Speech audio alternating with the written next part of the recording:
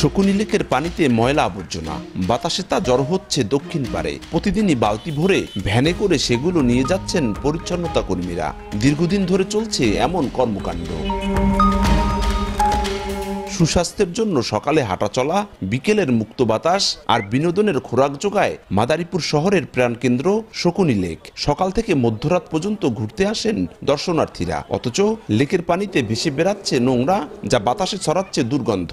বিড়ম্বনায় পথচারী ও এলাকাবাসী। দোকানপাটে যে ময়লা আবর্জনা এগুলো দিনে দিনে লেকের পানিতে ফালাইয়া লেকটারে নষ্ট করতেছে। পানিটা আবার আমরা খাচ্ছিও ফুচকা চটপটি দিয়ে, আবার এই পানিটাই আবার আমরা দূষিত করতেছি। এবং আশপাশের দোকানের যে কাগজ বা পলিথিন এগুলো আমরা ব্যবহার করার পর সবাই আসলে ফেলছে এই লেকে। পলিথিন আছে, প্লাস্টিকের বোতল খাইয়া হালাইছে, হেয়া বালতি বইয়া নিয়ে ভ্যানের ভিতর দিতে আছে।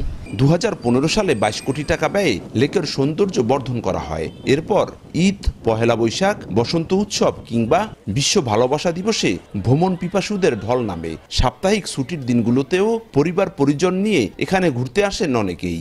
এই সুযোগে লেকের চারপাশ জুড়ে বসে সারি সারি ভ্রাম্যমাণ খাবারের দোকান। এসব দোকানে প্রতিদিন ব্যবহার হওয়া পানির বোতল, কাগজ, চিপসের প্যাকেট সহ বিভিন্ন রকমের ময়লা আবর্জনা লেকে ফেলায় দূষিত হচ্ছে পানি। এজন্য দর্শনার্থীদের দায়ী করছেন ভ্রাম্যমাণ দোকানিরা। কাস্টমারের সময় নেয়, খাওয়া দাওয়া শেষ, কাস্টমার পিকা ফালাই দিল। ডাস্টবিন যে দেওয়া আছে জায়গায় জায়গায়, বুঝছেন, তাও সবাই ফালায় না। পৌর প্রশাসক জানান, অবৈধভাবে গড়ে ওঠা ভ্রাম্যমাণ দোকানগুলো উচ্ছেদ করলেই কেটে যাবে এই সমস্যা। এই দোকানদারগুলাই এই ময়লাগুলো খালের মধ্যে ফেলে, যার কারণে পানিটা দূষিত হচ্ছে। আমরা কিন্তু প্রতিনিয়তই এখানে দোকানগুলো উচ্ছেদ করছি, সকালে উচ্ছেদ করি, আবার বিকেলে এসে বসে। গড়ে প্রতিদিন লেকে ঘুরতে আসেন 15 থেকে 20,000 দর্শনার্থী। ছোট বড় মিলিয়ে এখানে ভ্রাম্যমাণ দোকানের সংখ্যা শতাধিক।